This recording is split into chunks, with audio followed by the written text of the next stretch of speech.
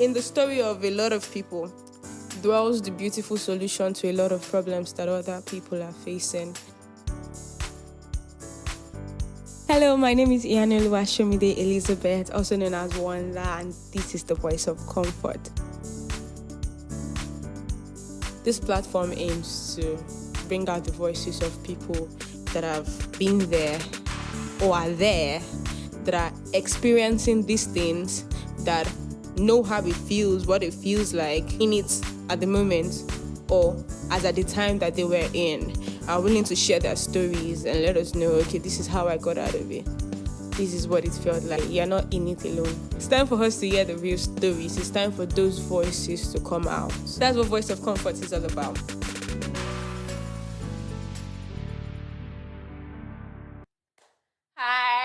Hi. Hello, once again. This is Voice of Comfort. I'm Wanda. And today, I have someone with me. I think it's already an habit for me to start with telling a story.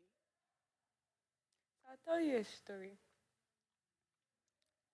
Once upon a time, the story of my life. It always comes from me, definitely. Yeah. So, um, there was this season of my life. I done with my masters. I started working, practicing psychology, which I enjoyed. I did that for about a year or two, and then did you notice the change of accent? And then, oh, I'm making sweet. Sorry. So I did that for about a year or two, and then um, I just knew it was time to step out for a bit. I That season of my life was literally a season that you could tag transition. I had stepped out from the work I used to do, found myself where I am now. And then the thought was, oh, I'm just coming here to just spend time. I think there's something amazing about this community. I knew that I was to be with this particular man. He's my mentor, Pimo, my pastor mentor, Pimo.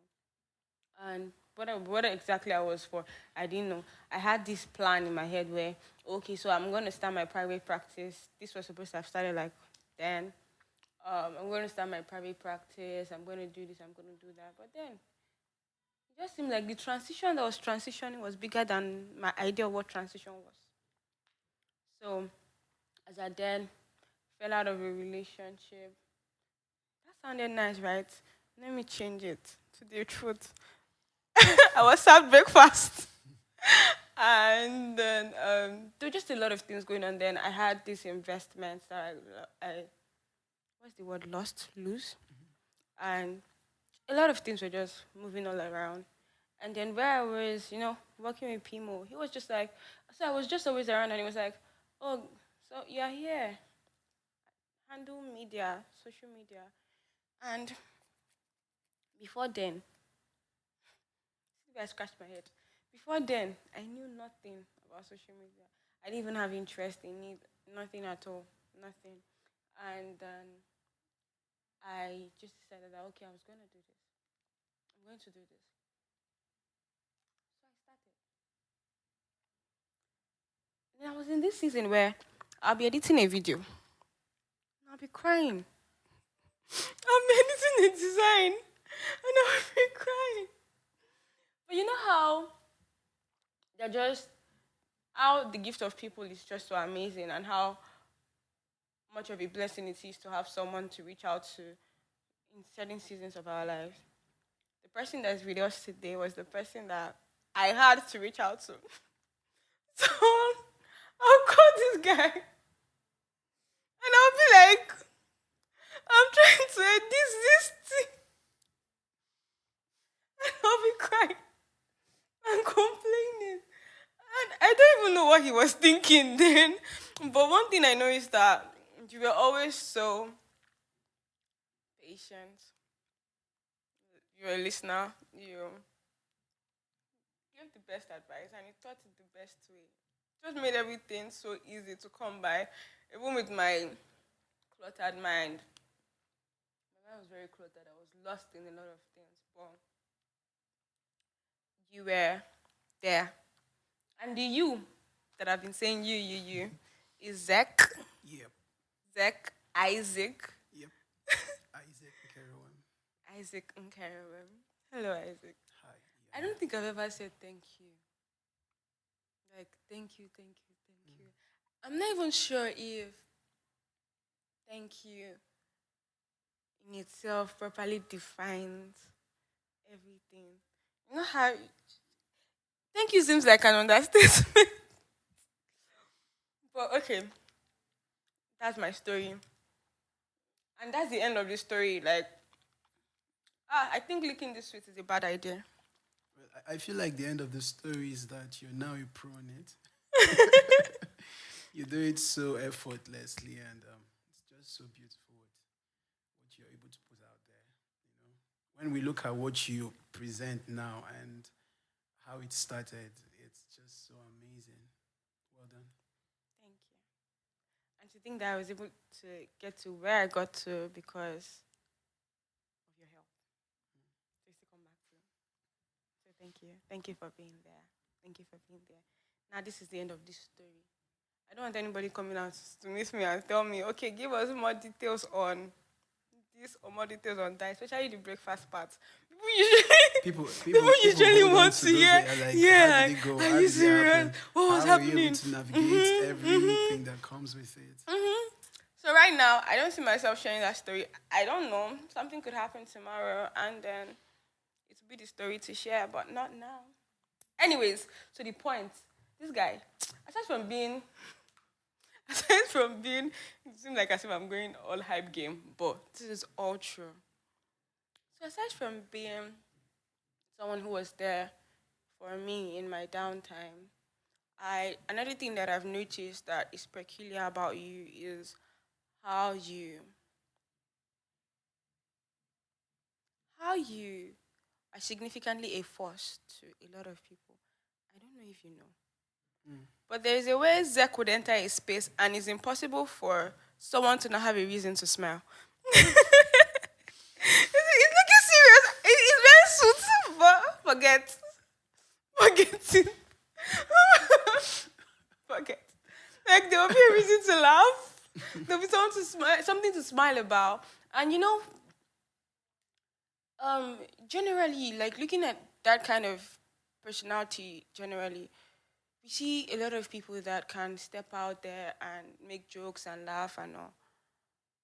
But then you could just tell that that's a cover for their inability to function in other spaces. Mm-hmm. Example, maybe to have very serious conversations, Conversations. to have intellectual conversations, to be vulnerable, to be intentional, to be like comedy or being Mm. funny, being entertaining is literally a very good cover. And I think that's a mechanism. I'm sorry, I'm not trying to be the word is not coming to me. English has been doing very well with me today. But I'm not trying to talk down on men. Mm-hmm. But I noticed that that's one thing that men tend to do. Women are always, like, on an average, right? Women are always so quick to talk about how they feel, how this thing is making them feel, and being expressive about their emotions. But most men, that's the best way to phrase it. Most men tend to use laughing, being funny, or and all these other things, or just being absent. Like, is it I'm not there, or I come there and I'm just distracting myself with so many other things than the key thing. But with you, I get to see how you are able to have key, serious conversations with people when there is Mm-hmm. need for it, and still be the person that makes everybody laugh. And still be the person that makes everybody laugh, and still be the person that people can reach out to Mm-hmm. and say, okay, when I need help or when I need something significant, I know that this is somebody I can bank on. Like when he says yes, I can hold his yes and say this is a yes. Like this is something valuable, Mm-hmm. right? Um, and then beyond that, your beautiful story of I know I don't know all the glory details, but I know that you moved to Lagos from Mm-hmm. your place. That is Akwa Ibom. Akwa Ibom I State. Yeah. There's something with me and Akwa Ibom Yeah, people I lately. noticed. I noticed. I'm like, I don't understand. I I noticed don't. there was one. Someone came on your podcast that was from Yeah, Akwa Ibom. So Chris. yeah, so Yeah. we're going And to take they're over the just like podcast. every. They're just like everywhere. And I must give it to you guys. I think you guys are. There's something very peculiar about people from Akwa Ibom. I see how put together they Mm-hmm. are. Like, they are the kind of people that you never catch on fresh, on clean. Yeah. Yeah. Let me comment on that. You know, it's the atmosphere in Akwa Ibom State. Okay. Yeah, everybody wants to look like they have it all together, right? Mm. So, um, not talking down on Lagos State. We stay in Mm-hmm, Lagos, mm-hmm. and the average young person in Lagos wants to blow, buy Benz, and just maybe do their hair, put the earrings, and go to the club. But it's different in Akwa Ibom. The average young person in Akwa Ibom wants to be able to lead, wants to be able to gather people and talk to them. The average person in Akwa Ibom wants to be perceived as a very responsible person.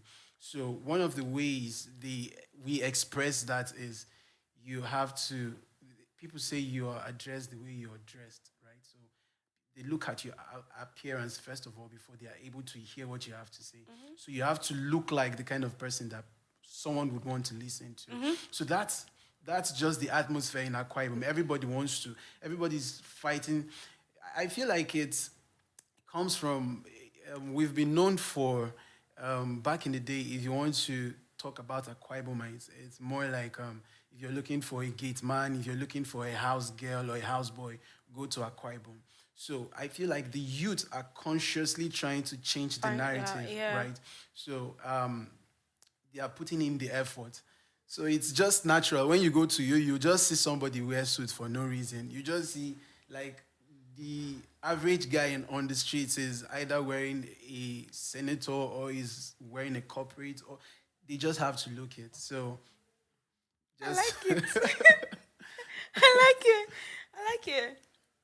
I've always been the kind of person that's conscious of the way I look. I'm not sure. I think I even intentionally maintain this hairstyle because it looks good when it's rough. I feel like you have your style.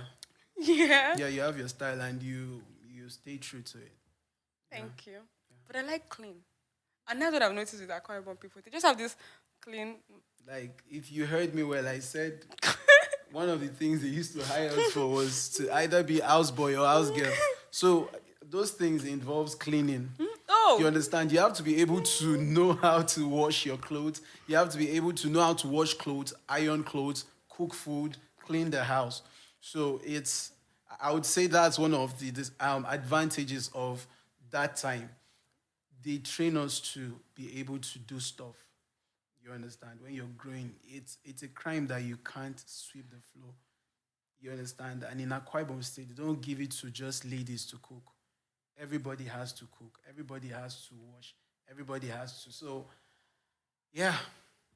so interesting. Interesting. Chris was saying that I should come to Uyo one day, and I was Mm. like, I'm not sure if that's what I want to do. That's like if that's one of the places I would think of going if I ever want to go somewhere. But now that I think about it, and it's almost like as if they are all in my faces. Yeah. And So, I'm not sure you'd mm, regret it if you do. yeah. And now I'm thinking like I want to see what it's like. Like I'm excited about it already. Yeah, so good. But since we're on this, let's just continue with it, right? Coming from, we would unravel his story from there. But let me give you the full picture before we start. So yeah, coming from Akwa Ibom to Lagos, what engineered decision? Being a young man, like first off, you've already told us about how being a man, not even a man, right? I don't really know Akwa Ibom women. I just realized. I don't know. Well, But I know that every man that I know, and I know quite a lot of men from Akwa Ibom, and they're always so neat. So being a man, and talking about where you've come from and how there is this conscious effort to look the part and to be a leader and all, coming from there into Lagos, what engineered that decision? And what did you meet? um, well, part of the reasons I came was because Lagos is actually the hub, right? There are opportunities here in Lagos. if um, if you're looking to grow in art and entertainment, you come to Mm. Lagos because this is more like the center of art and entertainment. Everything happens in Lagos. Investors would come to Lagos. You Mm-hmm. understand? Big companies, when they come to Nigeria, they are they touch down On on Lagos. Lagos first of all before they even think of going to other places. So there are lots of opportunities here in Lagos. So everyone would want to come to Lagos to tap into the opportunities that are here. And so you decided that I want to go to the hub and tap Yeah, into my because own the goal opportunity. as at the time was to be an entertainer, and there were lots of opportunities here. I was already talking to people in the industry that I felt were going to be, instrumental in me getting to where I want to get to in the entertainment space. But the story has changed, right? As Because in, coming to Lagos State, and I feel like it's a thing of environment, right? The environment I found myself was not the entertainment kind of environment. It had its own niche. So that was where my mindset was shaped, and there was a turnaround in pursuit. okay. So I know that we started and I didn't like introduce you based on Hmm. who you are, what you do. Okay. So he's a man married to one wife, one very beautiful wife. I like to start from there. And he he's Zach Designs on Instagram. That's your Yeah, handle name. yeah. Yeah, I know that you. The little I know is that you handle. You do media. I can call you media. Permits me to call you media because I know beyond designs, I've seen you work on videos, you work on um, production in itself. I know that every time we have an event and we need to get things done, I know that Zek is the one person that we can bank on and say, okay, as regards the stage management and all, we've already employed this company, but can you please help us to oversee everything that they are doing and just see that everything works in line? So beyond being an eagle eye in the media space, what else do you do? I think I've heard that you partner with, Yeah, please go on. Victor Tech. Yeah. Okay, yeah. So I work as a brand strategist, brand manager for Victor Tech. Um, I'm into communications and branding. Okay. Yeah, brand. So it's a collection of all my experiences, right? I studied music, and Okay. while I was studying music, Oh, that's true. I didn't mention the music part. yeah, Sorry. yeah. Please pardon me. I studied music. When you study music, there are other things you'd be exposed to, like acting. You'd be exposed to stage management, performance, and you'd be exposed to fashion art. Yeah, yeah, You yeah. get because we use costumes. Mm-hmm. So my journey into brand management is actually as a collection of everything that I've done in the past. So I have that visual.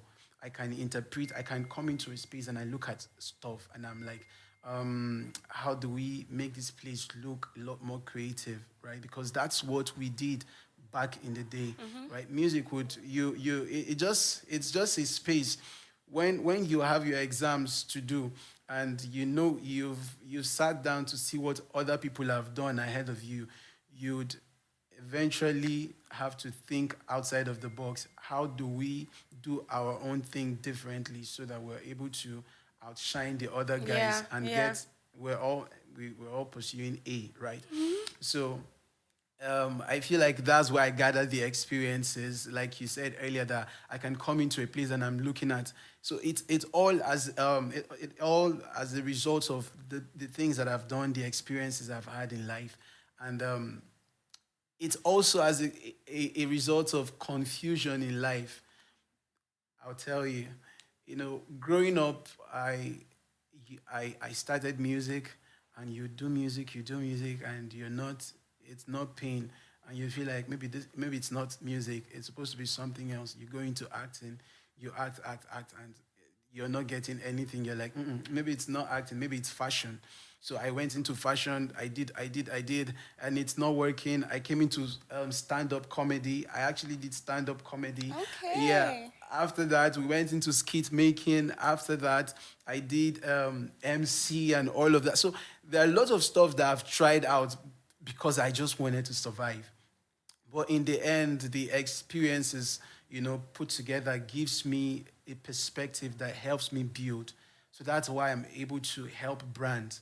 You get interpret vision. I tend to see things from perspective that you've not Customer seen. perspective. You understand because of how I think, and that thinking came from that survival, mission. Like I just wanted to survive. So in pursuit of surviving, I learned so many things. I was in rooms where certain conversations were happening, and I was picking stuff. I was in the corporate space. I was in the entertainment space. I was in every place that you can ever think of, right? Because I was just trying to survive. I was trying to. So gathering all of those experiences together, it gives me a perspective. It gives me a mindset that that helps me interpret dreams and vision and mission for brands. So that's how I came into brands and communication, away from every other things that I do. So I do that for Victory Tech. Okay. Yeah. So good. So good. Like hearing all that you said, it shows me how our lives in all of itself is a journey, Yeah. and our ability to properly harness every part of it creates our authentic self Yeah. later in the future, Mm-hmm. because every each of these experiences is what now makes you the person Person. everybody Yeah. can go to Yeah. now. So good. So there is always something to take off from every experience, right? For every phase that you are, what I did personally was for every phase that I found myself, I would always ask the question of what am I supposed to do here? What am I supposed to learn here? And the truth is, most of the things that I learned there are the things that are helping me now. So when I come into a place and I might take up a task that to you you feel like it's new to me because you've never seen me do it before, but I've done it somewhere where there was no camera looking at me, where there was no light, where there was no stage. I was just trying to survive. So when I come here and there is camera, there is stage, there is light, it makes it easy for me to just do what I was doing back in. So for every stage of our lives, every experience, everything we do, everything we've learned, we would always use them. Nothing is So good. wasted. No So knowledge is wasted. Everything you spend your time on, you'd get a result for because time always pays. so good. You know what? As you're saying all of this, I was just thinking, hey, like I've never had the experience of being someone in a. I think it's very bold to just stand up and say, I'm pursuing that thing. And because of that thing that I'm pursuing, I'm going to relocate. I'm going to move to another state where my family or my support system are, and try to make it work there. It's amazing. Like, I'm thinking of the difficulties you might have experienced in that season, the Yeah. decision making, the all of it. Like, how did you cope? Well, I'm a spiritual person, so I have to tell you what helped me. The Bible says, those that know that their God Mm-hmm. would be strong and they would do exploit. Mm-hmm. And before I moved, it was not just me standing up to move.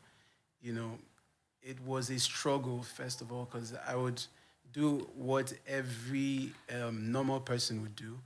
I thought of all the possible things that could go wrong, right?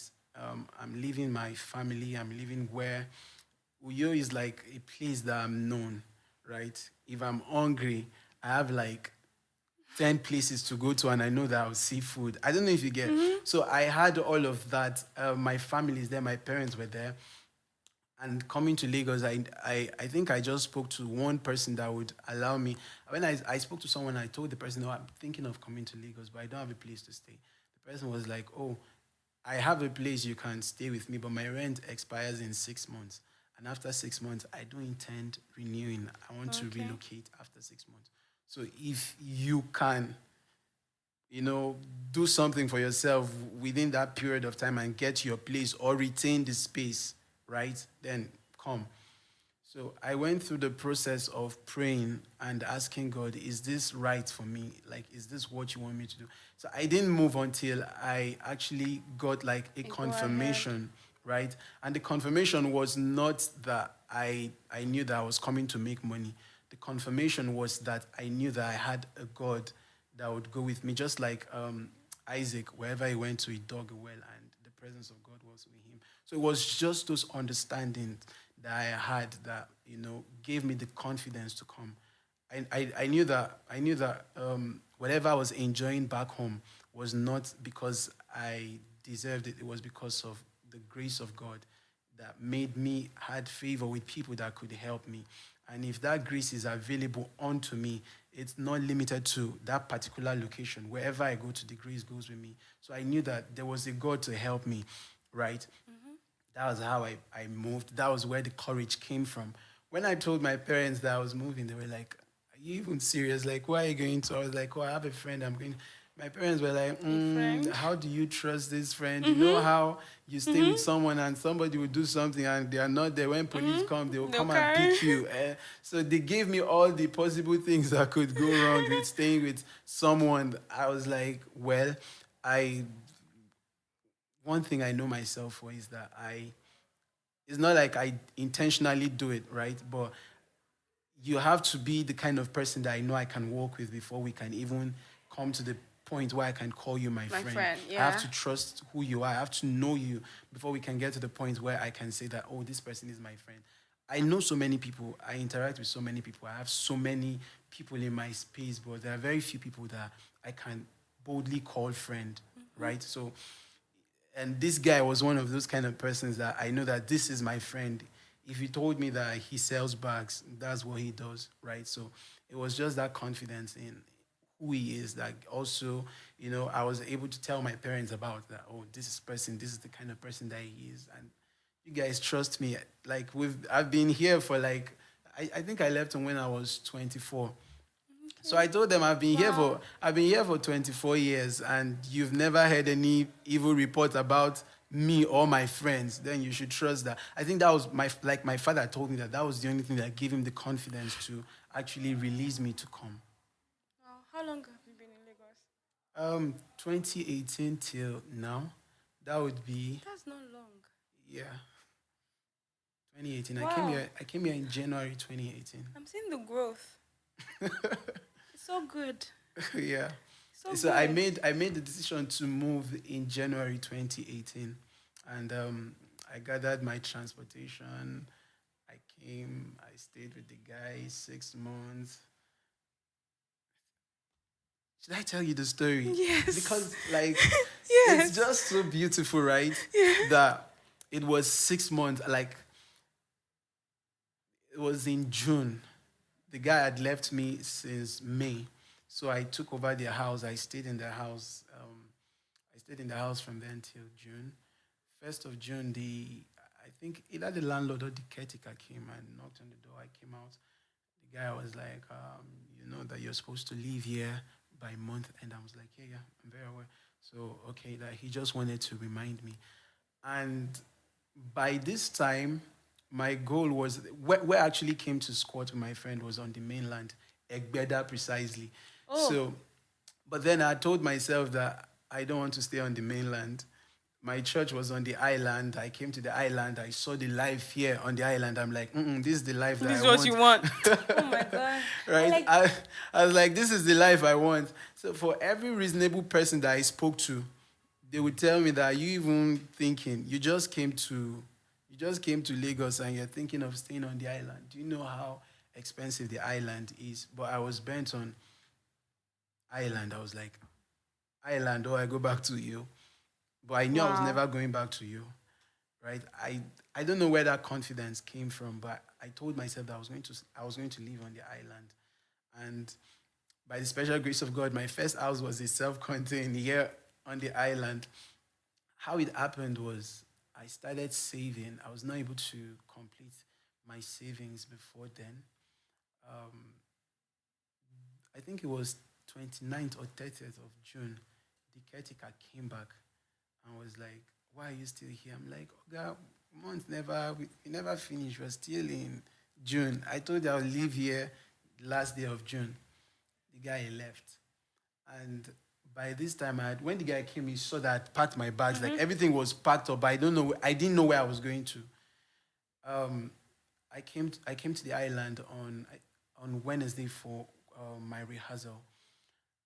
After rehearsal, the rest of the guys, most of us, we came from the mainland to the island to rehearse.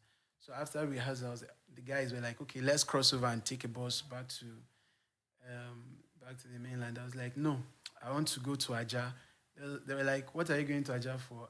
I was like, "I want to go and look for a house." I don't know where the confidence came from, but they were like, "You're really serious about," because these are the same guys that were telling me that you will just come Lagos, you won't go live for island. I told them no, that I'm serious. I want to live on the island. So before now, I had looked up some properties online. I got a number from one agent. We booked an appointment to come and see. So I went there. I saw the house. They told me the price, everything. I think the price was 300, and before now I was able to save just 100K. So I went there, I saw the house, I was like, I like the house, right? I told the guy to give me till the next day that I was going to pay. The guy was like, I was still there, someone else came. Like, you know, the way when you're looking for a house, another agent brought another person to the same house. And yeah, so I told the agent to give me till the next day that I was going to gather the money. The guy was like, "Oh, you've seen that this other agent have brought someone, so the earlier the better for you." Um, I came back home for the first time in my life that I felt depressed because I had made a promise that I don't know how I You're was going going to to, keep. I was going to fulfill it, and I trusted God so much that I felt like before this time of the year, I would have been able to gather money to get a place for myself. So I think it was more like the next option because where I was living on the mainland was 80K. It was a self-control, but the rent was 80K. But where I'm looking to move to was 300 300. total package. So the next option was to Pay just for. renew that one and stay. Then look at next year if we can make it possible next year. I came back, but I was like, God, I prayed about this thing. Like I really one thing I told God, I said the spirit of excellence that I have that will make me love this other environment because of how clean and how put together it looks than this other side. I feel like it's rowdy and I'm not able to really enjoy my stay here because I don't like this kind of environment. I feel like that spirit is your spirit. I didn't put it in me. There are people living here that don't feel like it's a problem. It's not a problem for them to stay here, but it's a problem for me to stay here. And that spirit actually came from you. Why won't you just make a way for me to stay? I came back home that day and I called one of my friends. I called him. He was like, okay, I can give you 50K. I was like, okay, no problem. Maybe if I give these guys 150, they can just hold the space for me. I don't need to move in. I might look for a place to stay. Maybe just hold the place for me. Later that evening, I was just in the house and my mom called me. My mom was like, there's this money that she has been trying to save, like to keep. But she realizes that every time she's trying to keep the money, she's eating from the money, that she's thinking of sending the money to me to To keep keep for for her. her. So I was like, when would you need this money? She was like, maybe, I'm not even sure. I'm not sure when I would need it, but maybe 5, 6 months time. I was like, are you serious? How much? She was like, 200K. I was like, well, send it. My mom sent the money. I called the agent. I was like, can you send me an account? Let me pay. The guy sent me an account. I paid. Now, I had paid. I can't remember, but I remember that after I paid, I didn't have any other money in my account to even move my stuff from where I was staying. So I paid for the place. When the caretaker came back that night, this, I think it was either 30th or 31st. How many days are there in June? That's it. 30, right? It Mm-hmm. was the last day in the month of June. The guy came back, and when he came back, I told him, I'm sorry, I was supposed to leave today, but first thing tomorrow morning, I'm leaving. The guy was like, okay, okay, no problem. He was impressed that, because when he came, he saw that everything was packed up, like my bags, the is it 4x4s? I, this small mattress was already Okay. folded, like stuff were just in its Mm-hmm. place. I was ready to leave. So I was just there. One of the guy that actually left the space for me called me and was like, how far? How did you do it? Are you able to pay? I'm like, yeah, I've paid for a place, but the problem now is how to move Move from from here here. to there. The guy was like, hey, are you serious? Okay, I'm managing someone, and the person I'm managing has 1 year free ride with what's this? Not boat, but then it was Taxify. Okay. Has a 1 year free ride with Taxify. So what I can do, if you can wake up as early, this person would leave the house by 8. So if you can wake up as early as 5 and get your stuff, book a ride to the island before 8, because I don't know how it works, but the person was telling me that um, if I'm able to do that before 8, he's going to book a ride for me to go. I was like, that's not a problem. So the guy booked a ride for me. 4:30, we were already looking for rides. Some drivers will come and look at the stuff. They'll be like, I know they go, it's too plenty stuff. So one guy actually came. The guy looked at the stuff, was like, okay, let's pack it up. The guy works on the island, so he was coming to the island. So this was just like an opportunity for him to make Mm-hmm. extra money. So the guy picked me, drove me down to the house. We got there, I dropped everything. I was just so excited. I was like, God, yesterday, like, as at 6 o'clock yesterday, the only conclusion I came to was to renew my previous space. But God, today I'm staying in my. So those kind of experiences actually really push me to trust God some more, because I've seen Him come through in, like would say, the dying minutes, like in the 11th hour, God just showed up for me. I've experienced those kind of breakthrough. So if I trust God, it's not because I heard somebody say you can trust God. It's because I've actually experienced how He came through for me. I moved into this space. There was no the house had like 2 windows. I didn't have a curtain, so the place I was staying, there was a mattress. The guy gave me a duvet and a wrapper. So the duvet would cover this other window, the wrapper would cover this other window, because I stayed the down floor. Mm-hmm. If anybody was passing, they would look into my room and they would just see how the place was. That's how my journey in Lagos started, actually. This explains, like, hearing this explains some of the things that I've seen you do, and I think the mindset in itself. You talk about how okay you believed God and all, but the question then is how much people have the like even entertain the possibility of oh I want to believe for this thing. At least you have to have Yeah. it in mind to say okay this is what I want. Yeah. To have it as a goal and say that um I see the possibility in myself to be in this space and I want to get there. And then I'm going to do everything in my power, God willing, to find myself there. Is daring. In 6 months of coming to Lagos. Wow, that's amazing. So wait, you talked about having friends that you can call and then you talked about feeling depressed for the first time. But then generally, how do you manage your emotions? Because for men, I most men, Okay. I I've learned to understand are not very expressive when it comes to emotions and all. How do you? What's your go-to place for your downtimes? How do you express yourself? How do you accommodate, or do you accommodate vulnerability? I feel like everyone is vulnerable. Really? Yeah. Tell me. Everyone is. Oh, thank God. Sorry. That was for AC. That was for AC. There's no light for a bit. I feel like Well, this is one of the best things that's happening right now. I feel like everyone is vulnerable, Mm-hmm. but some of us just know how to manage it. Mm-hmm. That it does not. Um,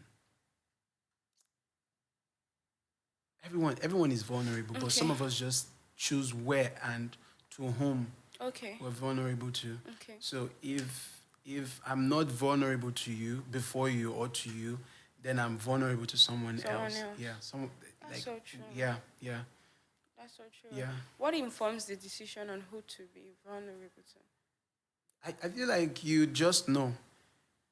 You just know from conversations you have with people. So for me, there are people that I talk to, and when I hear how they talk to me, Mm-hmm. and when I hear how they talk to me, and when I hear their experiences, the stuffs they've gone through, when I'm in that position where it looks like this is almost the same thing one that went through, I feel like I can talk to you about it. Mm. And it's not just because of your experience; it's Mm-hmm. also how because of how you You would you probably you be you, empathic you yeah towards this. your So there's an the way you understanding. receive me. First of all, no, Oh, let's okay. forget about the understanding. The way we relate, the way you receive me, the way you pay attention to stuff that concern me. Mm-hmm. So those are some of the things that also inform how or why I should be vulnerable to you, because I know that this person has my best interest at heart. So good. So, when you're talking about people experience, I can take from it. There was this particular scenario I had where there was someone that I referred to another person, and the only reason why I did that was because I felt like, oh, you have a similar story, Mm-hmm. so you will be in a good place to relate with this person because you might understand. But that was a mistake Yeah, because I I was realized going to that say that. that person was like really judgmental. I'm like, Mm-hmm. this is where you're coming from. I don't understand the basis for your being judgmental. But yeah, that just tells us naturally that people are different. People vary in their own varying way. And then I also know that another thing that informs vulnerability, even for every other person that can, in quotes, be vulnerable, is trust in Mm-hmm. itself. But then I noticed that there seems to be this struggle. Someone very recently made a post about, there's no time to dwell on emotion, blah blah blah blah blah, something like that. That there is a lot of things to do, and there's just life to. There are goals to make. There's hustle to hustle. You go out there, the world is not friendly. There is this and there is that, and my understanding of life and humanity is that um, we need to have that balance. Although truthfully, there are times when we'll find ourselves in situations where we are there is a need to just open up and debunk and let Mm-hmm. just ease off, right? Mm-hmm. And people do that in different structures or frameworks, right? It's possible to do that in therapy, it's possible to do that with a mentor, it's possible to do that with a loved one and all. But the idea of existing without having a system where you go to ease off from where with I don't know. But the idea of not having such and saying is because you are um trying to be masculine, Mm-hmm. or the idea of um choosing to ignore such situations where you catch yourself being maybe vulnerable to some extent and you just feel like, no, this does not make sense. I got man up, Mm-hmm. the man up thing. Like, what do you think about it?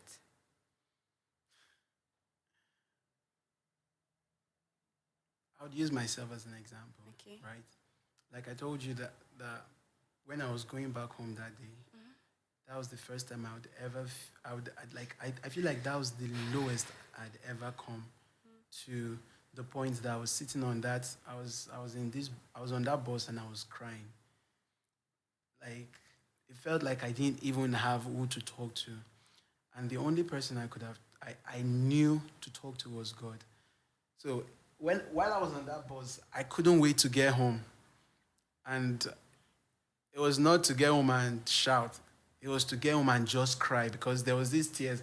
I could not cry on the bus because I don't want people coming to me and Say they'll this start be like, man. "Ah, what's the problem?" I just didn't want that, but I could not wait to get home to cry because it was really heavy. When I got home that day, I really cried. Like I'm emphasizing it. Like I really cried. I can't remember the last time I cried that much. I cried to the point that I, I didn't have the words to say. The only thing I kept telling God was that this spirit that I have, you put it in me. You understand? You put it in me. You said, trust in me. I trusted in you. You said, like I brought so many things to remembrance. I was, sermons that I've heard, testimonies that I've heard. I brought all of those back to remembrance. But at that point, I could not think of any other person to be vulnerable to, not even my parents, because I felt like if I told my parents the situation of things with me at that time, the next thing that will come to their mind would be Come back. come back home, and I knew I didn't want to come back home. My friends, I felt like my friends had their own life to deal with. You understand? People have stuff to deal with. That they are happy on social media does not mean that That they are not they going they through. don't have their own problems or they don't have their own need for money, right? And the only person I could think of that is not going through anything in this life was God. You're the only one that can help me. And I remember that after I did that, I just turned off my phone and I slept. It was my mom's call that woke me up. But before now, I'd sent a message to my friend to if he could help me with money. The one that said he had Yeah, the one 50. that sent me 50K. The one that said he had 50K. Then he sent it to me actually because he had my account number. I was broke then. Most of my friends had my account number because they were like my support system. But when I woke up and my mom's call woke me up, and we had the conversation, and she told me she had 200K that she wanted to put somewhere, and it was the exact amount I That you need. needed. Like after the call, I was just like, God, did you show yourself? Like I was crying and I was laughing. Like the excitement was big for me. Like that I feel like that was where my the journey of trusting God personally, started. Other times it has been like I said earlier, from sermon you hear people's testimony, but that was the first time in my life that I would say that I really saw God come through for me. You understand? The only person I could have been vulnerable to was God. Like I said earlier, everyone is vulnerable, but they just choose who to Who be to be vulnerable to. vulnerable to. Yeah. Yeah, so So true. so I'm not that wasn't crying in that bus on that bus Do not does not mean mean that. that there was no tears in my eyes or my heart was not heavy. But at that point I knew that the only person I could be vulnerable to was God because He's the only one that can help me now, like in this In this situation. situation, yeah. Yeah. So it's like the ability to discern, right? Yeah, yeah. Yeah. So I feel like it's you're killing yourself when you say that you're trying to be a hard guy. Me, that I'm talking to you, I'm a hard guy, right? When situations come that are tough, what I do, there's this thing I have that I say I borrow joy from the future, right? So when I'm here now and things are not the way they're supposed to be, or I'm not in the kind of environment that I want to be, what I just do, I just sit there and I just think of the kind of life that I really want to live. No, I'm not even joking. I think of the kind of life that I really want to live. I think of me living in that kind of environment that I want to live, driving the kind of car that I want to live. Then I make up conversations and scenarios in my head where I come to someone and I be like, so like I just create stuff like that in my head, and that's how I'm able to navigate. But there are points that I get to that does not suffice, right? I need something more. So I either talk to people. I have people that I can talk to. Okay. I either talk to people or I talk to God, and I weigh the situation. Most times when I have something troubling me, I just tell God that I need solution to this thing. I don't have the solution to this thing. And sincerely, I do not know who to talk to. if you want Iyanu to talk to me, let Iyanu reach out to me. You understand? I know that you can fix this thing, but I don't know how you're going to do it. But use any means. If I open my phone, let it be that I'll find the message. Like that's how I communicate. So there are times I just maybe I'm just walking on the street and I see like a write up on somebody's clothes and it is voice of comfort, right? So that just speaks to what I was actually looking Yeah, for. yeah, So that's how it happens. There yeah. are times I just come to social media and I And just just open my scroll phone and and the first person that is talking is like, "Are you going through this? Are you doing this?" That that's how God answers me, right? So if I don't know who to talk to, that's the prayer I pray. I talk to God and I'm like, okay, God, we've had this conversation, but I don't know how you're going to give me the reply. Just do it your way. And once I talk to God, I get it. I'm I'm smiling because one of the things that I've learned in this season is to consciously use discernment to the importance of consciously using discernment Discernment, yeah. to determine vulnerability. So you know how you can go around and be saying, "Oh, I people don't want to be vulnerable, people don't want to share, people don't want to be open, or maybe people are being defensive, or people are being." There's just a lot of things that the Mm-hmm. world has to say, right? Like generally, remember like the world, like that everyone Yeah. has to say that is going out there. We have different attachment styles, different you could go theoretical with it. You can Mm-hmm. go to the people dealing with anxiousness that are anxiously attached, people that they're just quite a lot, right? But now it's like okay, before choosing to be vulnerable, it's like taking that step back and saying that okay, this is how I'm going to go about these things. And what I've learned in that is it saves a lot of time, Mm-hmm. a lot of stress, a lot of just a lot, right? But then moving this aside, I remember yesterday, it was yesterday. For this podcast, when you're listening, it may not be yesterday anymore, but it was yesterday.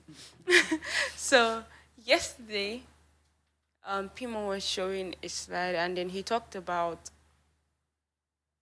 Martin Luther King. Mm-hmm. Not Martin Luther King Jr., Junior, yeah. Martin Luther King. Martin Luther. Martin Luther, yeah, Mm. that's the correct. There was Yeah. no king in this. King, yeah. Martin Luther, yeah. So, and how all that he did was a reformer. He was the guy. The guy was the guy. Had your Mm-hmm. kind of spirit that would just decide that this is not it. This is what I want. I will just chase it. And one of the things that he did was that he took a nun out of the convent and married her. Like the Negro was like, "Yo, girl, I don't care about what exactly is going on in your life. Neither do I care about this restriction that you place on yourself. All I know is I want you, Mm-hmm. and I'm gonna have you." And that was just one of the many things that he did. Yeah. And hearing you speak and saying, "Okay, this is what I want," and then okay, so when Pimo was talking about that, immediately somebody was just like, "I don't understand that." Like it's the person beside me Mm. was just like, "Other men would just be like, oh, she's already a nun and she's in the Mm. convict, and because of that, I I give up. can't, I can't have." I can't have her, so I It's give up. like, we are these kind of men. I was like, I don't know, I don't know, right? Mm-hmm. So this can-do spirit that you have. What I did before this session Mm-hmm. was that I just asked people what they think about masculinity and what are the questions that they would like to ask. And then one of it was like the idea of men being vulnerable, men being open to expressing feelings, men being open to being loved, right? And Mm-hmm. men knowing what they want and going all out to chasing what they want. So listening to all that you said, right, and then looking at Martin Luther's story, the one the Pimo shared with Mm-hmm. us yesterday, I see a lot of similarity. But then I wonder, how do you, where do people get it from? How do you get this candle spirit that just makes you say that, okay, that is it, that is what I want, and at all. Like, regardless of what comes my way, I'm going to get it. How do you have it? I tell people like the lepers in the Bible, those ones that said, if we stay here, we die. If we go there, we die. It's better for us to even go there and die, right? So that's how I see it. If you don't do anything about it, the situation stays. Whatever you're afraid of is possibly going to happen. You understand? Then, if you decide to go, whatever you're afraid of, it's a probability then that it's going to happen or it might not happen. It's like me staying here and I see a brick falling from above, right? Then it's coming towards me. Then there is a car coming, right? If I decide to stand here, this brick hits me and I die. If I decide to run ahead, that car Might hit might you, hit me, or the driver or the may see driver you, might and see me and halt, right? so you go for the better So it's probability. better for you to even move because this one definitely is going to kill you. You get. So how I see it is that where you are presently is not where you want to be, right? You know that there is something ahead of you. You know that there is something out there for you to grab. So staying here is you doing yourself harm, right? Because if you stay here, it's going to be the same cycle. Help is not going to meet you here. If it was going to meet you here, it would have come here long ago, right? But out there, you don't know what might happen. So it's better that you even move. So that's how I see it. That's how I am able to gather courage. And like I said earlier, I know that I don't make moves when I if I don't pray about them. Then if I pray about them and I don't know how people hear from God. You know, people would say that I prayed and I heard the Lord said go. I've never really heard God say go, right? But I come to the point that I feel like I should go because I've prayed. Like if I've prayed to God, I should trust that He heard me, right? If I told Him that I want to go there, I should trust that He heard me. And if He doesn't want me to go there, He's going to speak to me. Someone might come to me and have conversation with me about where I'm going to, or something might just unfold that would make me see why that place that I intended to go earlier is not the right place for me to go, right? So when I pray to God and I wait for all of those, I wait for the no. I don't wait for, when I pray, I don't necessarily wait for God to say yes. I wait to hear no. So if I don't hear no, I know that okay, it's time to go. And how I hear no, I hear it by signs, right? People talk to me, I go to church and the message that is just hitting, it's just hitting that thing. Recently I was in church and people was preaching about, then he just said one thing that answered the question. And before I went to service that day, I prayed. I was like, God, please speak to me, like address this issue. He had preached the whole time. It was just the closing part that he said something that spoke to what I was expecting. And that's how it has always been for me. That's how I get confirmation. So I have not grown to that point where I can hear, you know, I can hear God say, hey son, go, this is it. I've not gotten to that. I don't know if he speaks to me, but I know that he speaks to me by these signs, but I've not heard that voice, that loud voice in my ear before telling me, yes, this is the way, walk in it. Right? So, When I use scriptures. Oh, that's so good. And from hearing all of this, what I also hear is how much focus you need to have, or that you have. Because if you're not hearing an audible voice that says, this is the way, walk in it, which means that you are focused at all times in order to be able to take note of the signs and the nudgings here and there, the naysays there yeah. around you. And that just adds to your personality, which is quite grand. And you know what Yeah, you okay. Yeah, just to add, one of the things that would also give you that can do spirit is when you know better, right? When I okay. say better, it's not like when you know that this is better, you'd always want to go for it. Everybody would always want to go for the best. So if you are aware of the fact that there is whole life outside of where you are, there's something better than where you are or than what you have, you'd want to go for it. The human mind is naturally adventurous, so you'd always want to reach for the next good thing. We're not we're not created to stay in a fix. We're created go go. You get. So when you know that there is something better out there for you, you'd always want to go for it. And sometimes you would get to the point of, most times when you know that there's something out there, you would have stepped out before you think of the risk. I don't know if you get. You would have stepped out before you think. Most times, you would have stepped out before you think of the risk. But if you're comfortable where you are, that's when you would start analyzing. But if you're not comfortable where you are and you're looking for comfort, the sight of it is like you just saw something. So you'd want to, like, you just step out before you think of, hey, have you ever been on this side of the road and you see somebody that you know, or someone, something you've been looking for, and you see it, the next Don't thing start is moving just before to you run realize that, before you yeah. realize that, hey, I have to look. I don't know if that's how it is too in life. But the funny thing is that while you were speaking, re- I'm a strong believer in life being cause and effect. Mm-hmm. And hearing your background and what Akwa Ibom is like, I know I would understand why you have that. Oh, let's do this. There's something better. Let's go for it, right? But I could not help but also hear the voices of those people who have been encroached in their spaces. I mean, growing up in a space where you're almost told, you're almost always told why there's no need to go out, there's no need to do that, there's no need to, even as a child, you want to go outside to play, oh no, stay inside, you want to do this, oh no, don't worry.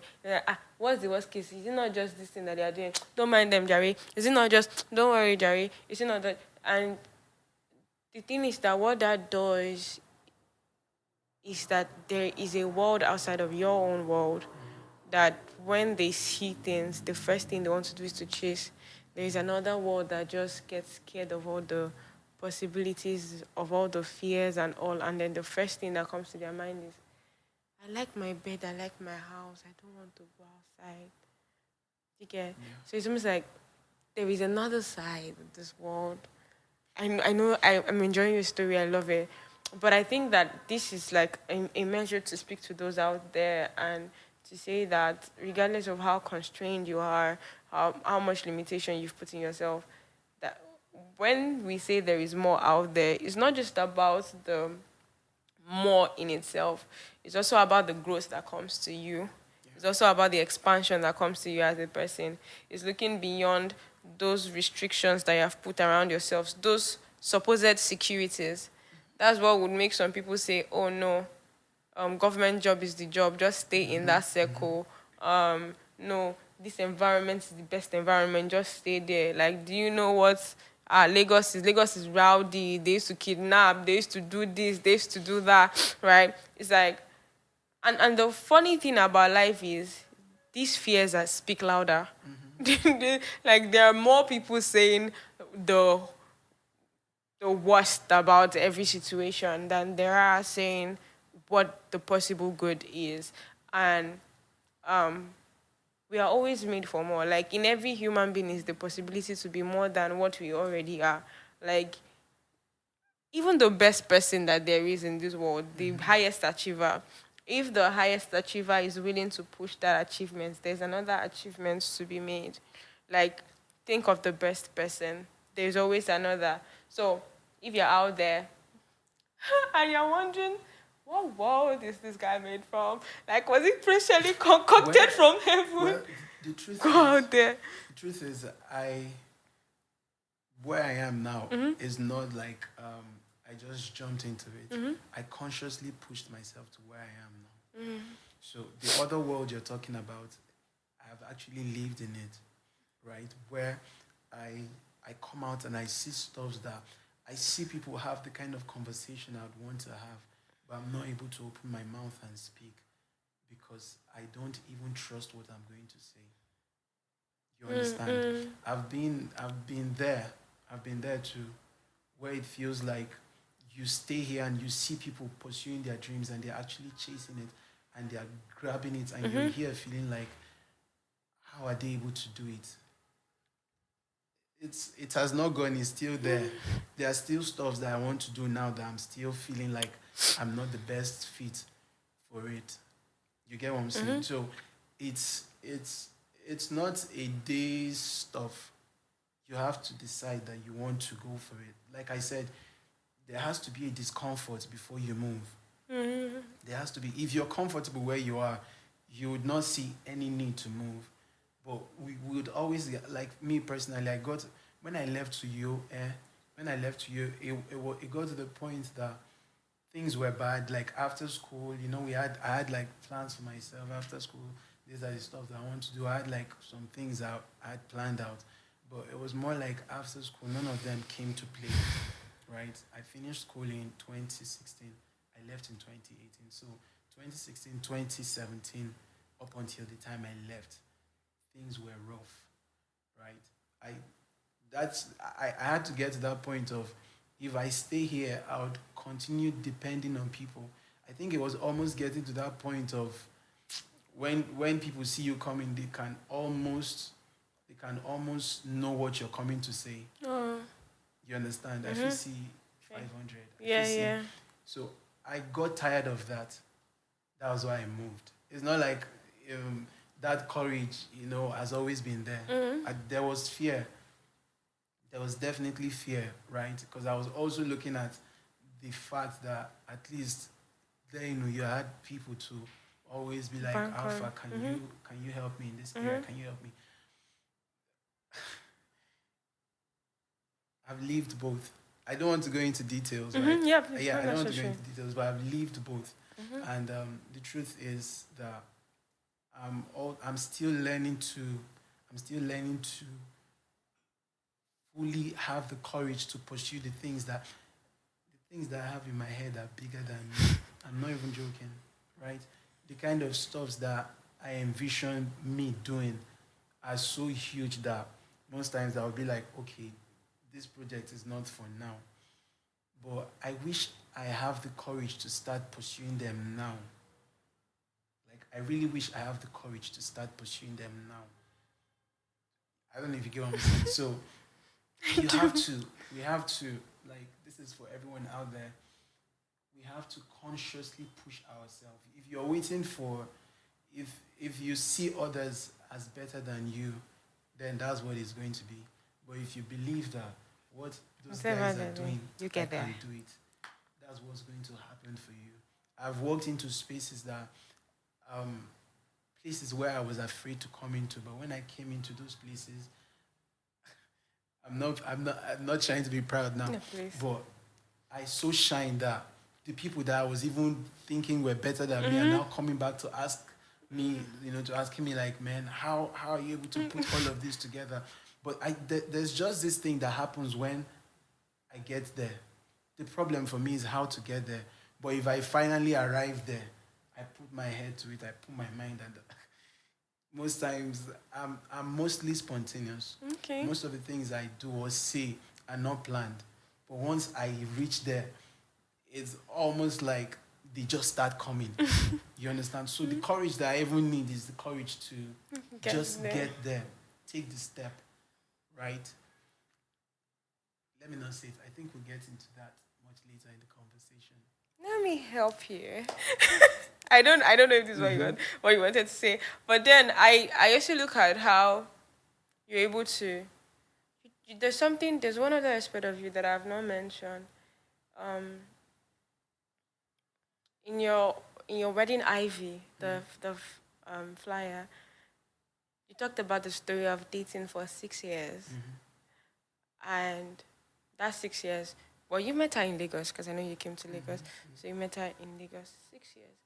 You said you came 2018, this 2025. So that's like not too long from when you came. And The same year. the same year. Oh my God. And then deciding that, okay, um, We met in the same year, not like we became friends the the same year. same year, Yeah. okay. Then started dating how long after? I think 2021. That was 2, 3 years after. Yeah. Okay. Um, how does that come for you? I mean, I'm looking at the idea of one thing I've noticed. Permit me to structure this properly. One thing I've noticed again in this world is how the economy just seems to be this quick fix, microwave kind of situation where there is the meet, fall in love, marry, meet, fall in love, date, break up, meet, fall in love, date, break up. Um, there's just this rush things about life, and um, seeing someone that would choose, seeing people that date the extended firm and didn't have like glitches in between where okay they break up, they come. I've heard of break up, come back, um, and then who you chose to date, like she was okay. Maybe we should start from how you met Pimo and Ecclesia Hills because I Okay. think it was from there that you Yeah. now met her, Mm-hmm. and she's literally living with your pastor, and then you decide that that is the girl I'm going for. Like, please, I want to hear the entire story because that's also like the kind of can do spirit. Mm-hmm. Something similar to Martin Luther is like saying that girl that is in that house. That now, please go ahead. Okay, so yeah, Ecclesia Hills was my second job in Lagos. Okay. Yeah, I got into Ecclesia Hills 2018. I was actually there for the first service. That's when you're in Yaba already, or before Yaba. Egbeda. Sorry, Yeah, that was before when I was in Egbeda. Yeah. before Aja. I'm calling it Aja Yaba. Okay, so I was still in Egbeda when I started working. Okay, Yeah, in when I Ecclesia. started attending Ecclesia Hills. Yeah, and for the first time, I would, there are certain things that I always look out for, and I'll tell myself that if I were to be a pastor, this is how I would do it. So when I met Pimo, when I came to Ecclesia Hills from I we had a meeting with him before we even started because he was trying to gather the people that would work with him. Yeah. So from the very first meeting we had, Pimo shared the vision of Ecclesia Hills. We shared the vision. He talked about the mission. He talked about how he wants to structure the music team, how he wants to structure the church, and I was already liking the conversation because he was speaking to the kind of things that I was always telling myself that if I were a pastor, if I were to be a pastor, this is how I would do it. And that was the first point for me, the first point of attraction for me. Then the other point that sealed the whole thing, because I was already in a church before now, was when he brought out the IV for our first service. When I saw the IV, it was so clean. Like I was like, this is the excellence that I love. So it was more. Wow. Yeah, I'm serious. It was so clean that I told myself, I love this excellence, and I want to be around here. So we started the journey of. I started the journey of, you know, Ecclesia Hills. When I say journey, it's not like I started building Ecclesia Hills, but I started the journey of sitting under Pastor Mo, learning under him. Pastor Mo, like I said earlier, he's the kind of pastor that I've always been looking out for. And when I saw him, I saw some of the things that I wish other pastors had, and I was able to sit under him, and I'm still sitting under him now. And then you married his He, niece. well, Niece? Niece. niece, yeah. Niece, yes, correct. That's to show you how much I love him. But so I got really close. Not really close, but I got really close. Not really close to Pastor Mo as a person, but I got really close to the house, Okay. like the church community. So earlier when we started, we would always have this meeting in his house. We used to meet Yeah, yeah. every I saw Wednesday in pictures his and house. videos. Yeah, every Wednesday he would just come out, reiterate on the mission, the vision, encourage us to love ourselves and all of that.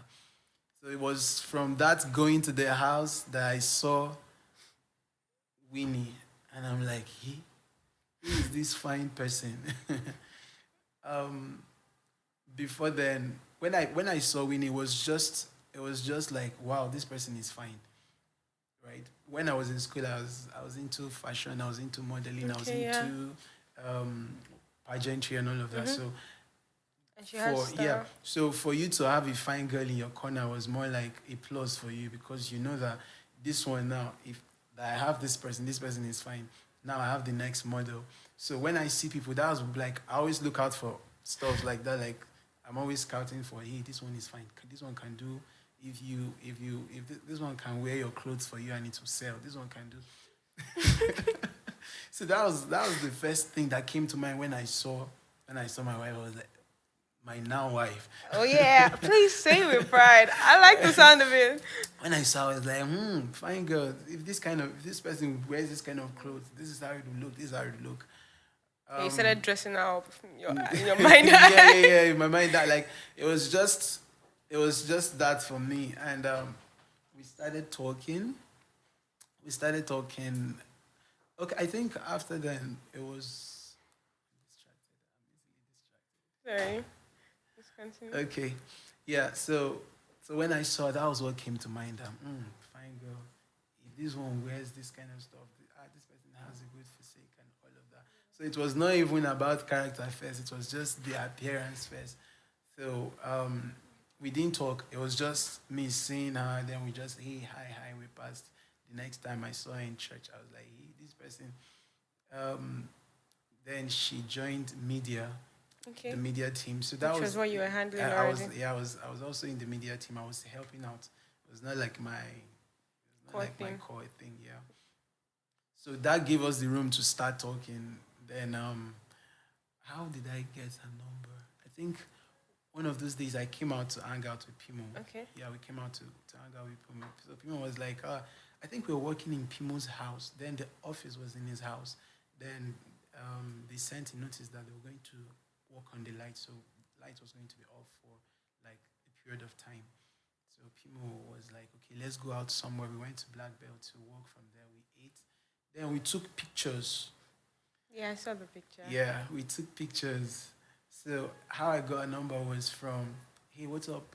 I think we took pictures with my phone. Mm-hmm. Yeah, so she said, she asked for me to send the picture. I was like, I just kept pushing it because I knew that I wanted to send it to her via WhatsApp. You wanted to get her number. Yeah. So I kept pushing it. That means I was like, oh, let me just get your number. So I'll send it to you via WhatsApp. That's how I got a number. I sent the picture. She said, thank you. Then I was like, you're welcome. How was your day? I didn't send the picture the That same day. day. I sent it the next day. I was going to say Strategy. something. Yeah, I was going to say when I met her first, Mm-hmm. I was in a relationship Oh, okay. then. So relationship was not the first thing that came to my Mm-hmm. mind. You understand? It Mm-hmm. was just like, oh, this person is fine. Love to be friends with this person. So it was not relationship. So fast forward to this number time, Mm-hmm. the other relationship had, And that. yeah. So that's how I got. So from, hey, how was your day? So where do you work? That's how the conversation started, and that's how we started talking to each other, and it was almost like, you're catching my vibe, and I'm catching a vibe. You get so Mm-hmm. we always have we. I think we had like so many things in common to talk about. So it was more like if I see this thing, I know that let me share it to this person. This person sees this thing, Let she me shares share it with it. me. So that's how we started, and we became friends for like a very long time. And then relationship was not what was on my mind because I reminded myself why I came to Lagos and why I didn't even try, why I didn't even push for it was I was looking at this fine girl, and in my head I was like, you can't tell me that this person is not in a relationship. Okay. Yeah. So I didn't even talk about relationship because I didn't want to use that to spoil what we had Already going had on, going. and I didn't also want to expect what I can't have. I don't know if you Okay, get, yeah, yeah. yeah. So I didn't want to put my mind on something, and at the end of the day, they will give me a heartbreak. You understand? So I didn't even put my mind there. Conversation went on till I think it was the next year, 2019, Valentine's Day. So we're just gisting, and I was like, so how far now? Where are you spending? How are you spending your Valentine's? She was like, she's just going to work. Da, da, da, da. So I was like, you're not going out with any bobo. She was like, there's no bobo. I'm like, so at least I had the knowledge that there was no Okay, there's bobo, no problem. and conversation kept going on. You understand? I asked why. She told me. She asked about mine. I also told her what everything that had happened. So we became friends from there, um, to the point that we both realized that I like you, you like me. So why we? I brought up the conversation. I was like, but come on, because for like 3 years, 2019, 2020, 2021, we were always hanging out like during Valentine's, and I'm like if I want to celebrate anything special, you're the only one that comes to mind. If you have any good news and you want to Mm-hmm. share it with someone, I'm the only one that comes to mind. It means that there is a connection. Like, why are we just doing, like friends when we can date? Mm-hmm. You understand? So that's how I brought up the conversation. She was like, nah, she's pursuing career. She wants to get to a certain point in her career. That she feels like relationship is a distraction. Well, I saw to a point, but again, I was like, when I say we should do relationship, it's not like I'm asking for more. I'm just we're doing the same thing. We're, already we're already exactly. like we're already living like we're in a relationship. Mm-hmm. The only thing is that there is no, tag to it Mm-hmm. already. So I was like, I yeah, I brought my strong point, and she saw reason with me. I was like, okay, okay. So it was more like a transitioning from, Okay. we just basically just continued what we were doing. You get, yeah.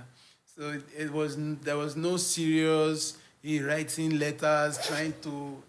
We didn't go through that. It was more like we were already friends. Then we just gave it a name now. Mm-hmm. So the beautiful thing about it is that even up until now, people ask me, "So how are you feeling about being a married man? What's the pressure?" I'm like, I don't know if I'm not seeing it that way yet, but like we've always been friends. Like we're just still friends now. It's just that the tag has changed from just being in a relationship to now we're married, Mm-hmm. and there are other benefits that comes with it, though. Definitely. Definitely. So the idea of, okay, this person is, you were like, oh, she's a fine girl. Did he Mhm. ever come to mind that, oh, she's my pastor's niece, or oh, maybe I've not gotten that to that place financially, Mhm. because I think that's most of what I Yeah. hear. You hear, and then you also see culture that backs those things up. Mhm. That, oh, you need to get to this particular stage of your life. You need to get to, from what you're saying, she's even the one that was saying, I need to get to this point in my Yeah. career. Yeah. What was your I own? think my transitioning from the entertainment world, like trying to be an entertainer, to, Mm-hmm. you know, pursuing a corporate career, Mm-hmm. was actually inspired by her. Okay. Yeah, she's a workaholic. So there are Yeah. times that I'm trying to bring up conversations and she's like, work. You understand? So I asked myself the question, like, why would somebody love work so much? Like, what's in it? And she one of the things that makes her so special to me, or that gave me the confirmation that this is the person that I can spend the rest of my life with, was the encouragement I had from her. She saw to the other parts of me that I didn't see. More like she helped me discover me, right? Because there's so many things that I can do that I didn't know I could do, or I was afraid of doing. I knew that I wanted to be more in life, but I didn't know how to go about it. It was from those conversations we were talking. Like I said, we were talking, like we were. I'm not sure there was a day we didn't talk. So she would always point me back to, like, you know how to do this, you know how to do this. Why are you not using it here? These kind of organizations are hiring people, doing this kind of stuff. Why are you not applying? You understand? And I'll be like, I'm not sure of this. I think she even helped me organize my first, because I was like, I don't have all those experience stuff. She started asking CV. me, what have you been doing here? What have you been doing here? She helped me organize my first CV, and I'm like, I didn't think that this would make make it into a CV, but how are you able to put this into a CV? Yeah, she actually pushed me. She actually pushed me um, to where I am now. She pushed me to where I am now, and she made me realize who I was. Right? There are times that I would come and I would be like, I would have loved to do this, but I'm not sure I'm able to do it now. Maybe I'll just leave it till later. She saw. She told me that, but if you can do this already, or if you're doing this already, it means you can do this other one. You've just not tried. And there's this phrase that is going about now, do it afraid. So most times, most of the things I started doing, I was like, now you say make I do am, if this thing goes, I just try. And most times, all of the times when I go into it, I see that, well, this thing is not as difficult as I thought it was. So it was that push that made me look beyond um, the scare of not having money was there, but I after she started pushing me, and okay, now you're pushing me and I'm going and I'm going and I'm going, and by the special grace of God, doors are now opening, and I my wife is high maintenance. She's a fine girl, right? So, and looking at where she was living in one of the best estates here on the island. She had the kind of life, right? And I knew that if I was going to get married to her, I was not going to deprive her of that life. And when we spoke, she also talked to me about the kind of life she wanted to live. And I knew that if I was going to end up with this person, I needed to do more.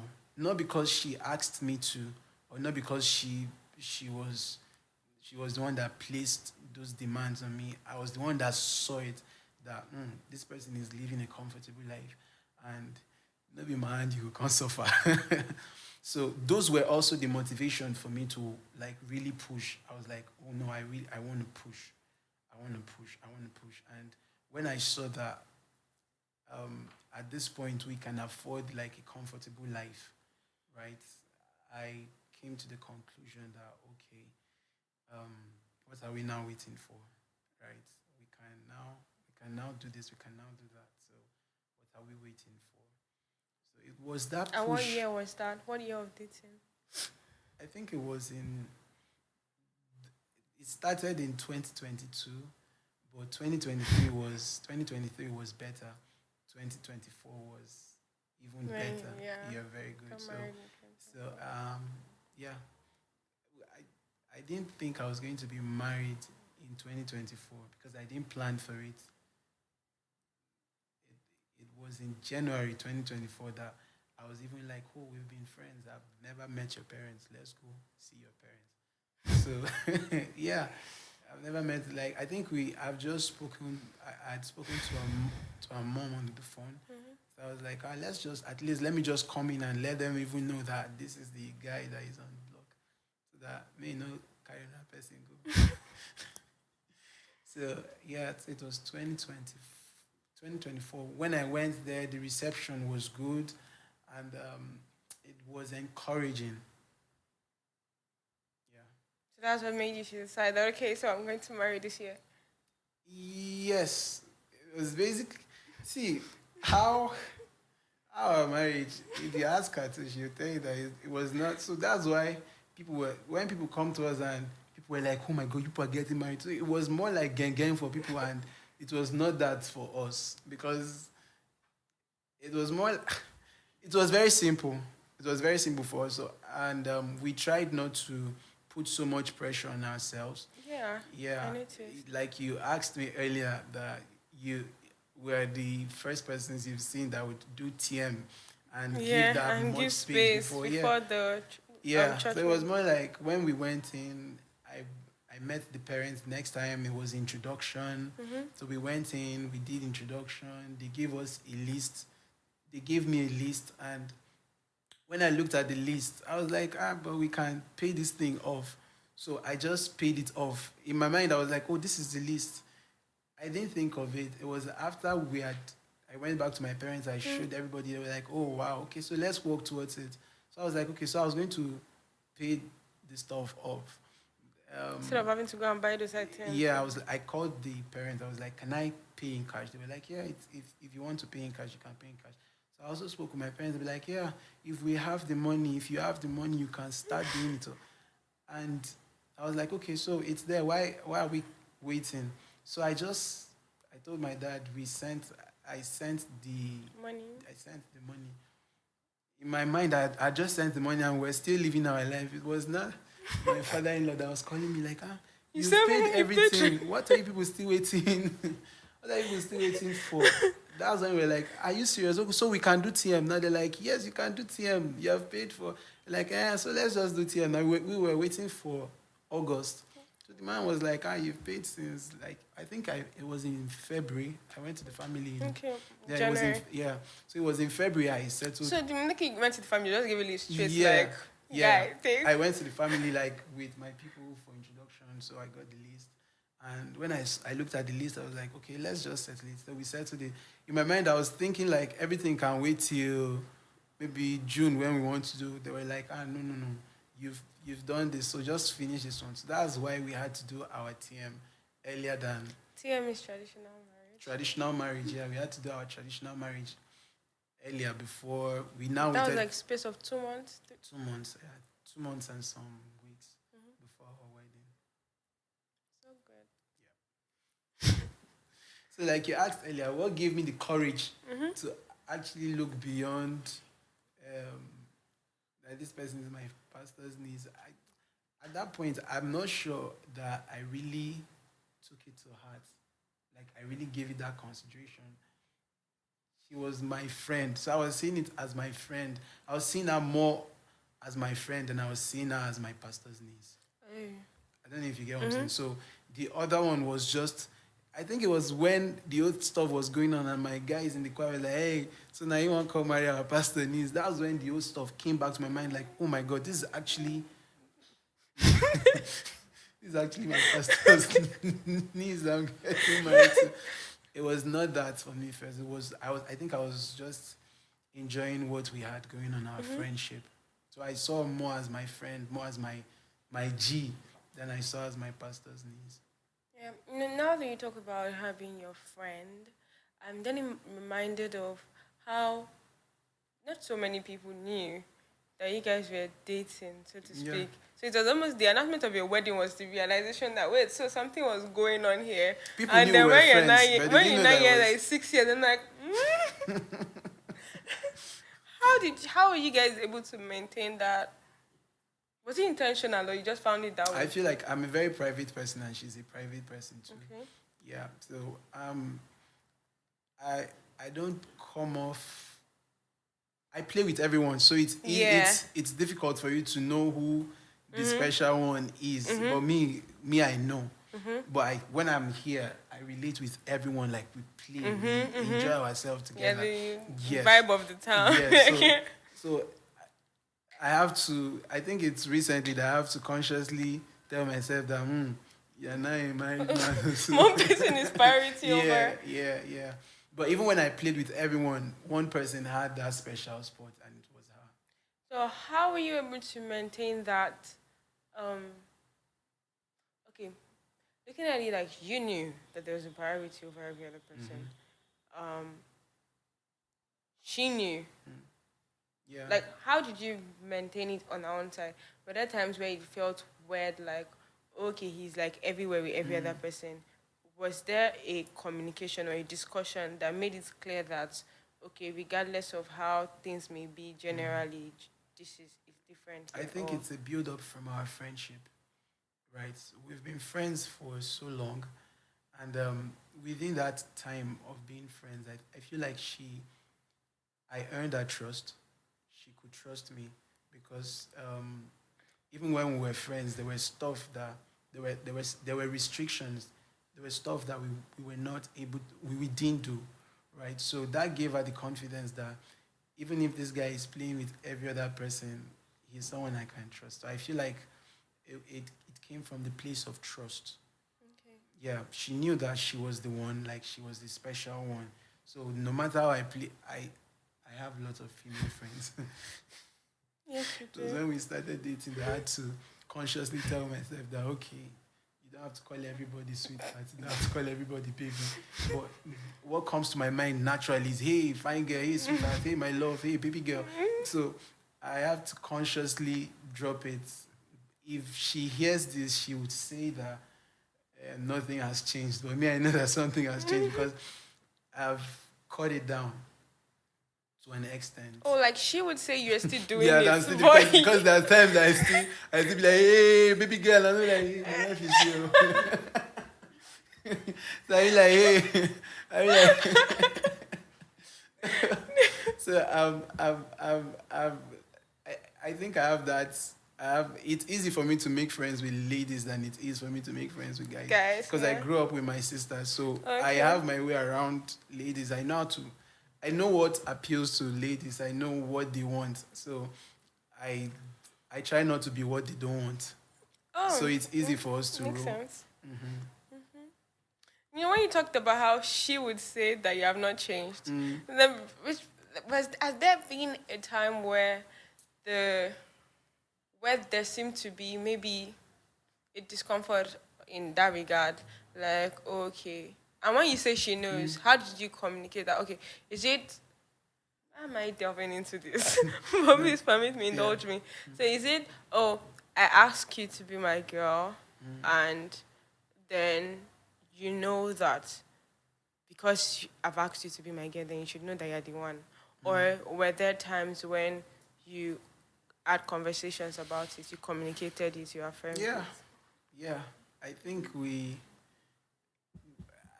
most times I was the one that brought up the question of, oh, I know that I'm overly friendly with A lot ladies. of people. Do you feel uncomfortable at some point? She would be like, well, I've known you even before we started dating. I'd known that this is the kind of person that you are. And I know that it's just what it is that I see. There is nothing more to it. So most times I started consciously withdrawing from, you know, when I'm with every other person, I play with every other person, but I try to make her know that you're special. Like, and I try to point everybody's attention to, hey, have you seen my? That's This the is my. priority. There are times when somebody will come and be like, ah, you know, this is how they talk to my. Stop that. You know, this kind of like. I just try to consciously let her know that by action, and we we had like good times when we went out on. She knows that I can't do that with any other person. Like when we went out on like some good, really good dates, right? Okay. So, yeah, and she's the only one I can do that with. Every other person. It's funny how I can I can play with so many persons, and when she asks me like some very I can play with you and she feels like we are very close friends and she would come and ask me like something very personal about you, like what is this I'm trying to reach Ian, what's her surname? And I'm like, I don't know. So she's like, but you people are very friendly. I'm like, no, we're just friendly, but we're not We're as not that yeah, deep. we're not that deep. So I think stuff like that just made her know that she's the special one because there are so many things I don't pay attention to with other people that she knows that normally I won't pay attention to this kind of stuff, but I pay attention to those things when it comes to her. Okay. So good. You know, when you talked about how you brought out how you start the conversation, now reminds me of um, vulnerability and um, entertaining the discomfort of certain type of conversations. Like the fact that you are the one willing to, okay, so I know that this thing may be a thing. And you know how generally we may not see these things coming up. Like example for her, it might have not been a big deal. She's like, "Oh no, I know you, I trust you, I know," but how I think there's also the consciousness of how the mind just keeps records of things, and then intellectually you're dodging it off, but emotionally you're not sure if you've been able to discard it well Yeah. enough, and how there is a build up. But the fact that you are consciously pulling these conversations in, and consciously um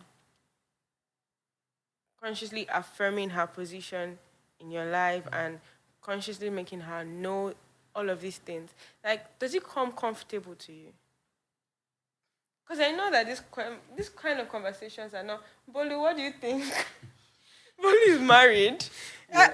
I think his wife knows your wife came in the last record, and then both of them are like, hey, hi. I didn't know that they know each other. That's his wife. Yeah. Oh, you know my wife.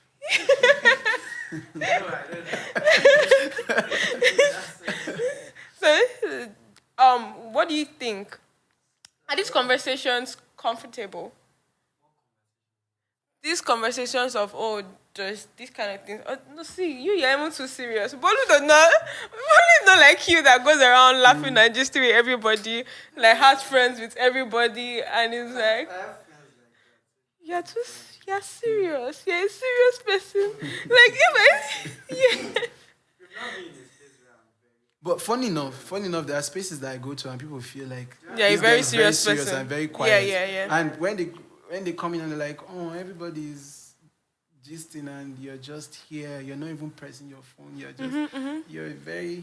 I'm like, you guys wait to see me around people that I'm comfortable with. Yeah. So it comes out with people that I'm really comfortable with. I have to, when I come into a space, I really sit down and I study the space. I look at people and I'm like, okay, I try to see what you're comfortable with and what you're not comfortable with. So I try not to just be there in your face and just yeah. So I come into there are many people that feel like I'm a very quiet person. There are many people that look at me and they feel like I'm not quite. I don't know if I should say this, but let me just leave it by the side. But I've gone to places where people will look at me and they'll be like, your personality, you seem very quiet, and the kind of personality we're looking for is someone that is like this kind of person. I'm like, you've not You met don't know. me. You don't know. Don't let the suit deceive you. I don't know if you get so. I've gotten so I feel like that's where Bolu is too. You've not really seen him.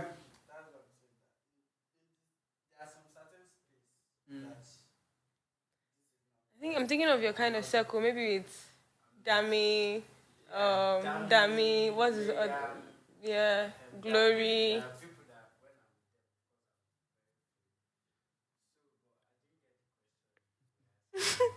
The question is, what do you think about having that type of conversation? The conversation that he talked about, where he goes to meet his woman and is like, um, so I know I'm this friendly with everybody. I hope I'm not making you uncomfortable. Are those kind of conversations uncomfortable? Mm-hmm. Mm-hmm.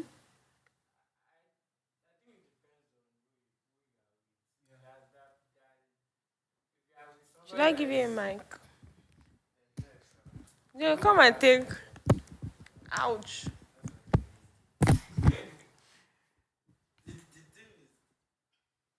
There are there are people that you be with that you know that this conversation is not going to lead to argument or anything. Do you Yeah, understand? yeah. If you are with someone that is already very hard to communicate with, that's when you'll be struggling that how do I approach it? If fight no go start. How do I but if you are with your friend, you know that okay, this what do you think about the way I'm talking with this person? Are you fine? Are you good? And a reasonable person will rather be like, "Oh, I'm not so comfortable. Maybe you should work on this Yeah. thing or that. Well, it's not a problem. Do you understand? So that's my perspective. It depends on who you are with now. Not necessarily. I don't think it's relationship specific like that. It can be a difficult question to ask, but it depends on who you're with, like Bulu said. Mm-hmm. If the person you're with is someone you can have conversation with, then there's no conversation you can't bring to the table. But if there are people that you know that you have to think twice before you even bring up the Think of how to arrange conversation. the sentence. You Yeah, think about yeah. you So, think about how willing they are to have the like, and yes, you think about the and effect of the conversation. Maybe the afterwards aftermath they and the will now. perspective from which they would see the Yeah, conversation. yeah, Yeah. So I think, see, Winnie is just a blessing. She makes a lot of things easy, right? yeah. She makes a lot of things easy for me. So I bless God. Like, I'm not even joking. Bless God. And she's someone that I can be very vulnerable with, right? Mhm. And I think we got to the point where she can help me because I made her know that um, it's not like I don't know that I want these things, but I'm afraid. Like, I don't know how to. And that was how she was able to come in. She's someone that So in if I'm not talking to God and I'm not talking to any of my, it used to be my family members, but now if I'm not talking to God, then I'm talking to Win. If I'm not talking to Win, I'm talking to God. Like, those are the people that I can really show. Then my friends, I have like 3, 4, 5 solid friends that I know that whatever I bring to their Can table, I men? guys, yeah, Because there's guys. the question of having a best friend that is of the opposite No, sex. if I can't. I'm not sure if I have any friends from the opposite sex. You can't. The person can't be the best because myself and Winnie, we started off as friends, and she has been my best friend. So nobody else can. I've not seen anybody, and I would not even give anybody the opportunity to even want to. Yeah, I think you have to even give Yeah, the yeah. opportunity first. You give the It's a opportunity. Yeah, decision. it's a decision. So there are it starts from conversation. Like myself and Winnie, our friendship started from re- talking regularly, the kind of conversation we were having. Yeah. So I would not even give anybody that space. Like, Space why am I to. gisting with you when I can gist with Winnie? I don't even get. So I have those kind of friends that I go to, I talk to. So the the consequences of talking to my friends about your problem is that they will spend like 2 hours laughing at you. First of all, maybe I'm talking to you, you now call Bulu now and be like, you don't hear me since you come here, can you tell me? They will laugh, but at the end of the day, they always find a way around it for you. Oh, Yeah, nice. so it's really beautiful. But if that's if I've spoken to Winnie about it and we're not able to find a way around it before I take it out. So she has to hear it first. I mean, she Excuse me. just has to know. Bele. Thank you. How do you get to? These questions are just like popping from here. From so, how do you get to the space where you just know that? I think it's another question that someone asked. I streamlined. Went hunting for questions. How do you get to a space where you can tell that okay, because like you said, it's a decision, right? You can, you know that if you entertain the possibility of having certain conversations with certain people, in no time you would be as close Yeah. and whatever, right? And then you decide that no, why should I take this conversation to this person when I have this person that I can have the conversation with? How do you get to that point where you decide that this is the person that I want to be having the conversations with? Yeah, we've been having it before now, and I've seen results. And I see your approach. I see how you're able to come through. Like, I come to you and I'm trying to have this conversation with you. First of all, you're not judging me. You understand? You're not judging me. You're looking at the situation, not me. So what you're trying to, what you're if you're going to tackle anything, you're tackling the situation. You're not tackling me. So if I have that confidence in you, then I think it's enough for me. I don't need to go out there to look for any other person to do it for me. Sounds so great. Sounds so great. I hope I've been able to, through these questions, demystify the mysteries of masculinity. Is this something that I sent a few bullet points. That's something I've not touched.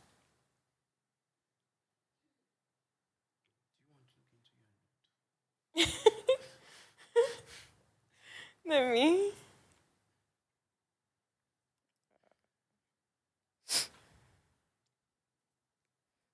So I've been want to have friendships, most of my friendships have been with the opposite sex. And I remember someone asking me if I could be married and have a best friend of the opposite sex, or if I'll be comfortable with knowing that my partner has a best friend of the opposite sex.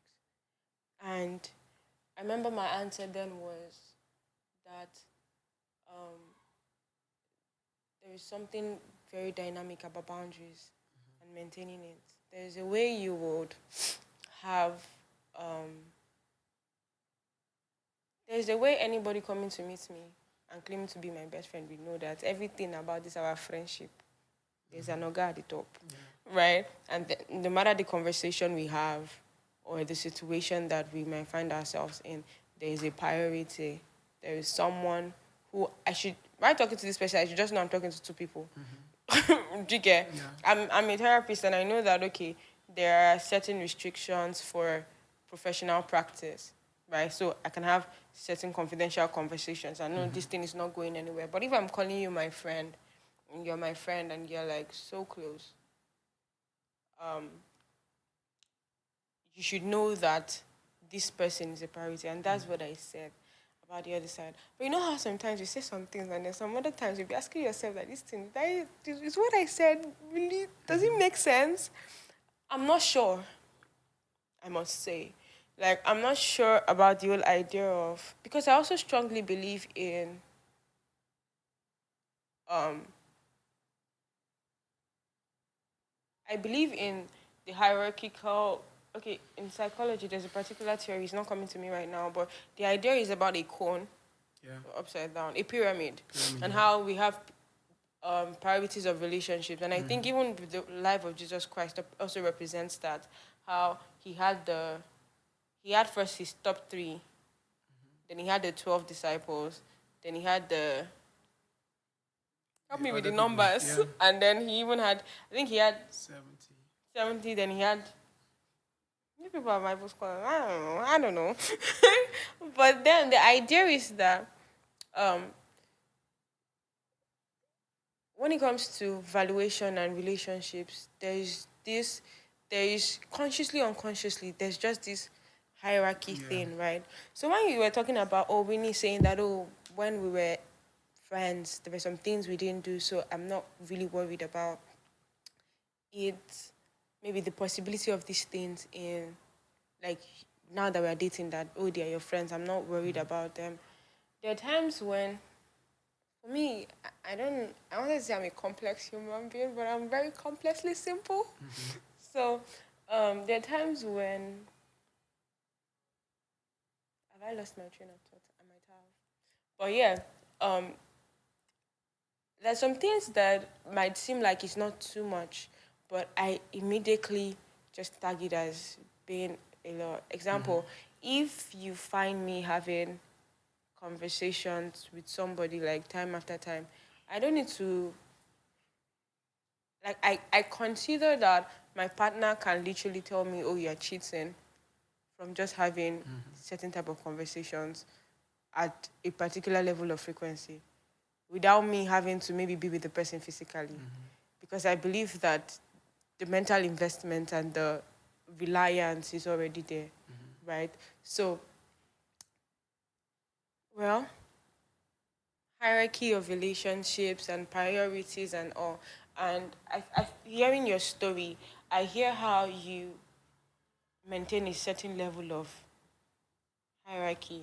You know, when you talked about how knowing that, okay, it is God I want to go and talk to, when you talked about how you were crying in the bus and then you could just know that, oh, I just want to get home and I just want to talk to God. That was so sweet to hear. Like, I just want to get up and I just want to cry. I know that as I'm crying, God is hearing me. I just want to cry. And even being bold enough to come out and say, oh, you cried. I'm not sure there are a lot of people that can do that, even women. Jesus wept. So if My Jesus wept, brother, who are we not to cry? my brother, my brother. It's so amazing. Okay, there's another question that popped in my head. You know the idea of, oh, life and relationships being all I saw a Preston Perry. Do you know Jackie Hill Perry? No. Jackie Perry. Okay, so I watched their proposal with yesterday, and in his proposal he mentioned something that I might not get literally. But what he talked about is that I choose to be with you in the good times, in our misunderstandings, in our pleasurable moments, in our this and all that. But when you talk now, you've been talking about your friendships and how you guys have been friends, and then I think there is this generation. Sorry, I'm wrapping this up already. But there's this thing about the now time that tends to postulate relationships as you're either giving me the vibe or something is wrong, right? Are there moments where it seems like, okay, we are not seeing eye to eye, but there's a knowing that no matter the eye that you're seeing from and that I'm seeing from, we are not living where we are. Have you ever faced anything like that? Because regardless of it being the best of friendship that you've had that built itself into a relationship and now marriage. I can't really remember, but I know there was a time when we didn't talk. Hmm. Yeah, and How long? 5 days. Oh my. Yes. Like literally not a word, not talking at No, all. not a word. And it was actually I'm feeling heartache. yeah, yeah, seriously. Just hearing it, like I'm not in the relationship, but my heart is doing the gum, the Yes, gum, the gum, the gum. it was actually as a result of, should I say, my ego, Oh, because I was the one at fault. But the truth is, I didn't know. oh. So I can't really remember what happened, but I think we had like a misunderstanding, Mm-hmm. and I was feeling like she's the one that's wrong, Oh, and if anybody needs to say hi say, first or address the issue, she should be the one to do that. Then she also knew that I was the one that was wrong, and if there's anybody to say hi or bring up the gist, it was going to be me. So it was just that thing of you're wrong, and I think if it was now, I would not let it be that way. Well, but then I just kept quiet. I was like, oh, so you're acting like you don't know that you've you should offended come me, and and you're waiting for me to say hi ouch, first in the morning, like say hey, ouch. what's up, So the both of you were and waiting for each other. Oh my god. until I Five think days. yeah, I think it happened some we've we finally we finally it was possible for us not to talk because we didn't see throughout that week. Okay. But we when we finally saw each other in church, I just looked at her.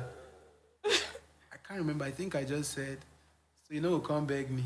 Like I I could not hold that thing that I was feeling anymore. I just had to be me. Were you Like guys friends then or dating already? yeah, Were you I think we dating were already? dating already. Okay. So like so, you know, come beg me. She was like, beg, I beg, come on here. You understand?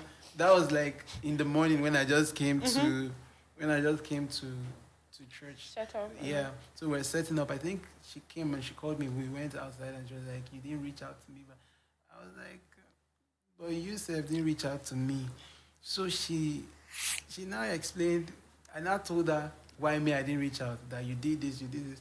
So when she now explained everything to me, then I now realized that I was actually the one that I was overthinking the whole stuff, or I misunderstood whatever had happened, or I sure got something misconstrued. So when I realized that, I was like, hey, so I was even the one at fault all this while, and I was feeling like she should have been the first to. So that was that was a lesson to the both of us, so that if anything, if we're having any argument now, and we're talking about it, we'd always come back to be like, um, we'd always come back to be like, she, you understand? Do you Mm-hmm. understand? Mm-hmm. You'd be like, no, I don't understand. So we always find a way to ensure that you understand Where you're coming where I'm from. coming from and why I'm And saying what I'm saying, and she also tries to make me understand where. So, and by doing that, we always find a way to come to a common ground, and we're like, okay, well, I didn't actually think of it that way, but I'm sorry. Like, I'm sorry. So, but I think like that was the first time, and that's the first time. Yes, except for when, except for when I had done something, and she blocked me and I didn't even know. And in my head, I was looking at my phone. I think I sent the last message. I was looking at my phone. I didn't see any reply. So in my head, I'm like, oh wow, this one on the busy work and all of that. Until like later that evening, she sent me a message. It was like she finally replied what I said. Then I wanted to start, like, I wanted to just continue the conversation. And it was like, you that I blocked. I was like, did you block me? I didn't even. That's still like one of the funniest things that happened. And like, did you block me? So now, if we do any small thing, or if I stay for a while and she's not replied my message, I'll be like, you "How don't far, block don't me. block me." They'll be like, you that I blocked. I was like, why did you block me? I think that was because she sent me a message and I took long to reply. Oh. So when I finally replied, when I finally replied, I saw that it was just one tick. So in my head, oh, maybe she's busy or something. I think it was on a Friday. I was in rehearsals. So in my mind, I was like, okay, let me finish up with rehearsals. So after rehearsals, plenty other things happened in between. Then later in the evening, she now replied the message that I sent. So me, I just wanted to continue the conversation with her. It was like, why are you just with me? You that I blocked. I was like,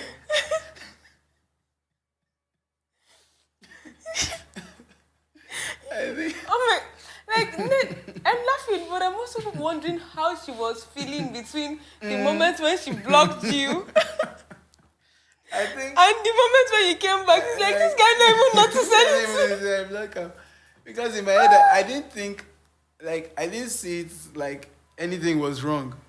You understand? I was really like, oh, you probably know that I'm in rehearsal, so you when I'm in a place, I try not to be on my phone. I just try to enjoy where I am. So most times when I'm in rehearsals or when I'm in church, I think we've had that conversation before. There was once you were sending me message, then I saw it after service, and I told you, oh, I usually don't go to WhatsApp when I'm here. I don't. So when I finally came on WhatsApp and saw a message and I replied. So anger now was that I sent a message since you no reply. Me, I didn't even realize. I was just enjoy myself. Wow. Permit me to officially declare you people as very strong people because, I mean, first, the story of 5 days. How are you breathing? Funny enough, funny enough, funny enough. Every day I was I always. didn't even know how to give money to my enemy for 5 days. If I sit, if I sit like this and I just hear and my phone vibrates, the first thing is like, she no reply. She said was like, hey, you said, you know, I think like that was for the first time in all the years that we've been friends. That was like the only time. So good. That was the only time, and that's has never happened again. Yeah. I think beyond this, I see how people are growing together. Like the idea of, oh, okay, so that was a mistake. Let's take note of it and Yeah. never repeat it. Yeah. So good. And it So also good. helped us. That also helped us to, find a way of addressing issues when it comes. Yeah. Yeah. It was good. So So I good. thank God for that time. Right.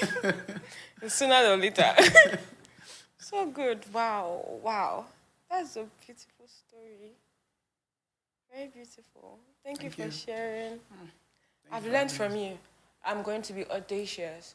I'm going to decide that I want something. I'm going to push myself and try to see that big thing and then decide that I want it and then go for it. Like I'm telling my brain. I'm not just saying it because of the podcast. I'm telling my brain.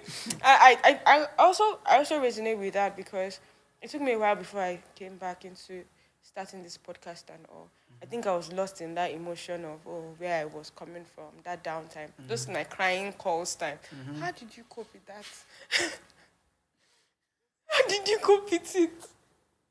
Like this person will just call you and she's crying. How did you cope with it? Let me be honest. There was one time you called and I just like I think it was not a call. You sent a voice note. I was chatting. I was myself and Winnie were chatting. Then your voice note came. After I listened to the voice note, I didn't reply to you. I went to Winnie. I'm like, "Omo, send the Yano to collect work with."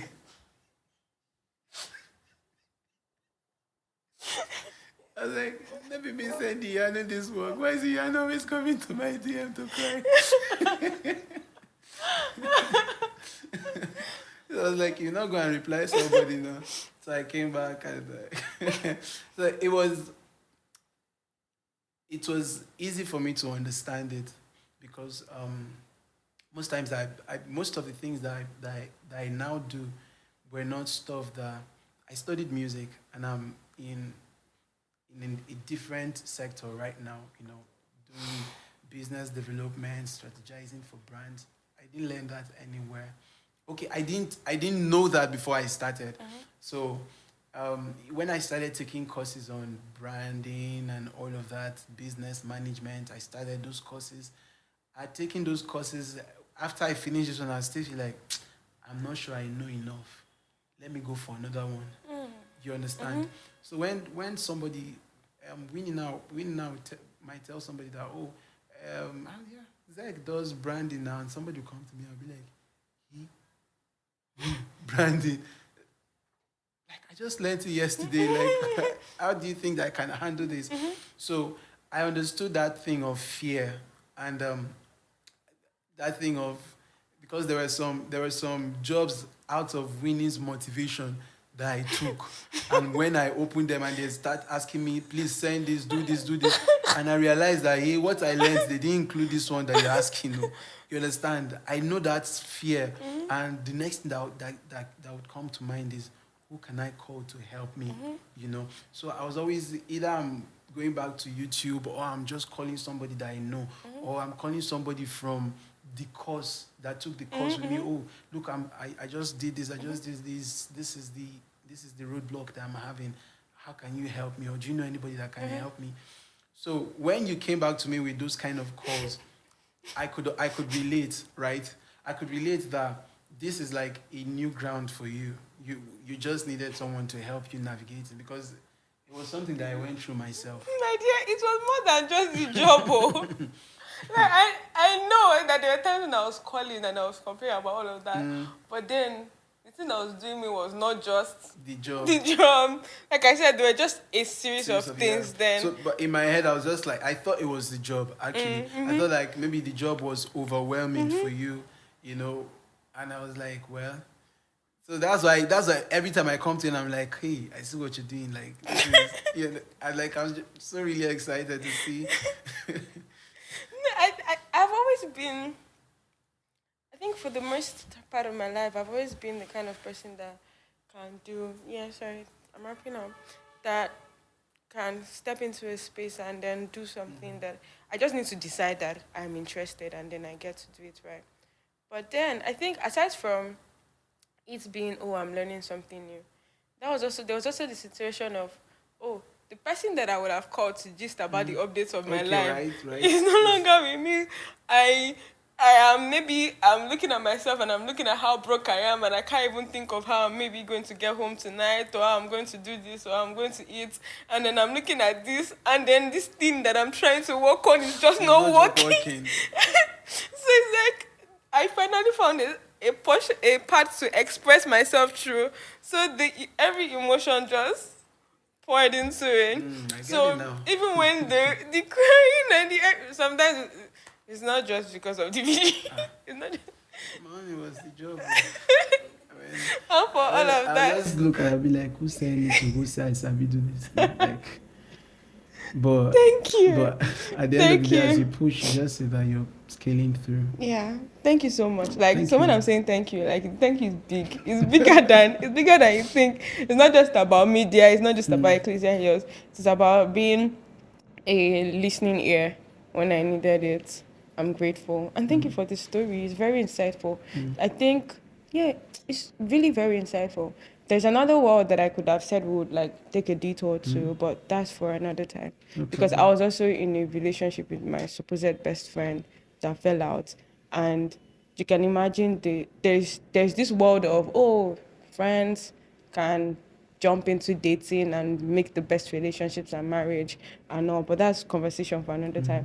But it's beautiful to see how you could like literally push yourself at every point in time. Push yourself into first changing your location, push yourself into wanting a better life.